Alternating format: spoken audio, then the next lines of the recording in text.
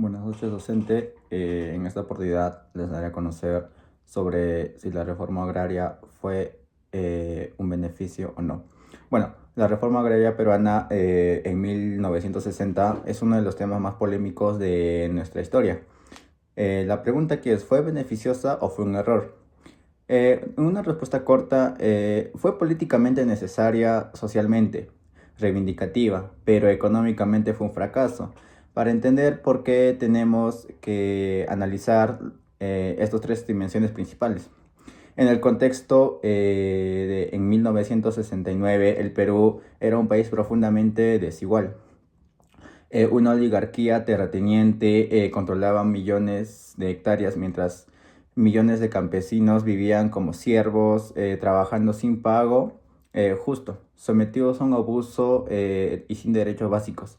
El gamolismo era una estructura feudal que databa la colonia.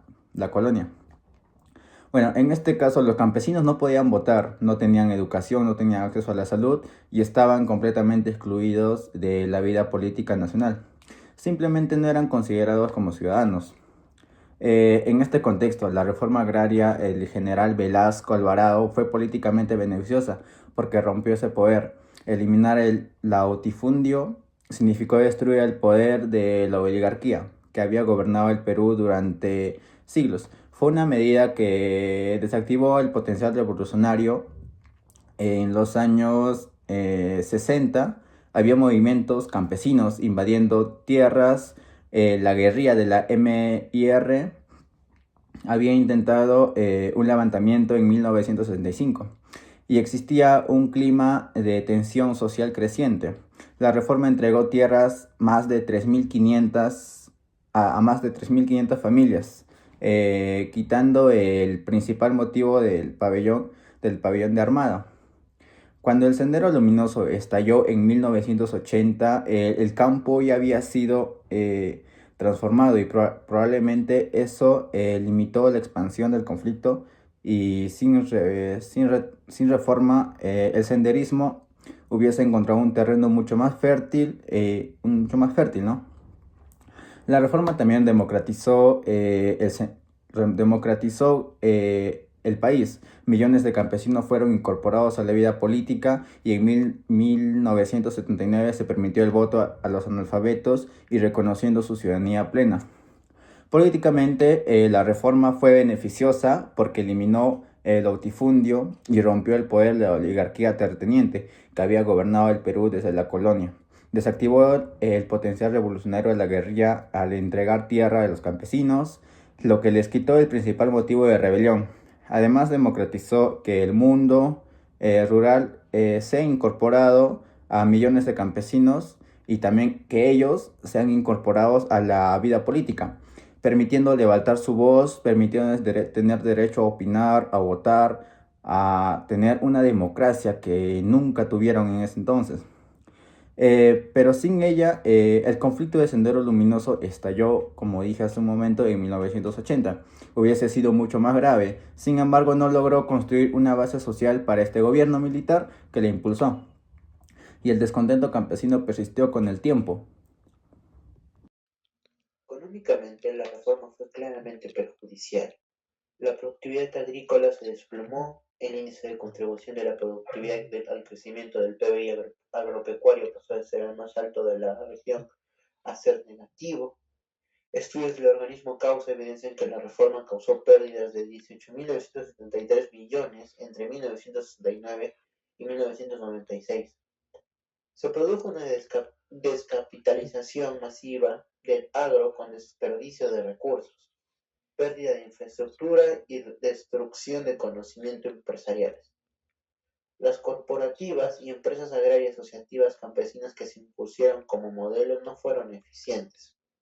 Se desintegraron rápidamente y generaron parcelación, munifundismo, así como también hubo retrocesos técnicos en agricultura y ganadería.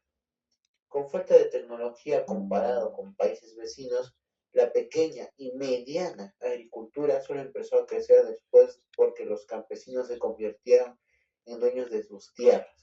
no por el modelo corporativo impuesto por el Estado. Socialmente, la reforma tuvo consecuencias contradictorias. Por un lado, eliminó las relaciones serviles del gamonalismo y otorgó dignidad humana a millones de campesinos que por primera vez fueron reconocidos como iguales ante la sociedad. También extendió la ciudadanía al permitir el voto a analfabetos en 1979. Por otro lado, el 72,5% de la población rural seguía siendo pobre después de la reforma, y la pobreza extrema alcanzó el 4,3%. La reforma provocó una migración masiva del campo a las ciudades como Lima, Arequipa y Cusco, creando bolsones de pobreza urbana. La desnutrición se agravó, dejando Perú entre los 3 países con mayor tasa en la región. Esa transformación fue una verdadera tragedia demográfica. Al empobrecer la población campesina mientras crecía en número, la única alternativa disponible fue emigrar a las ciudades. Continuando, en conclusión, la reforma agraria fue un parteaguas histórico necesario para eliminar la estructura feudal inhumana, pero fue implementada en el ámbito económico. Su mayor logro fue político-social. Destruyó el gamonalismo y evitó una explosión violenta inmediata. Sin embargo, su fracaso económico fue tan grave que el Perú aún está retrasado en la producción agrícola, comparado con la región. La paradoja final, que es que el espíritu emprendedor de los campesinos liberados de la servidumbre logró avances posteriores a pesar de la reforma, no gracias a ella, obviamente. Una reforma que combinaba justicia distributiva con apoyo técnico y al mercado habría sido verdaderamente beneficiosa para estos 3 ámbitos.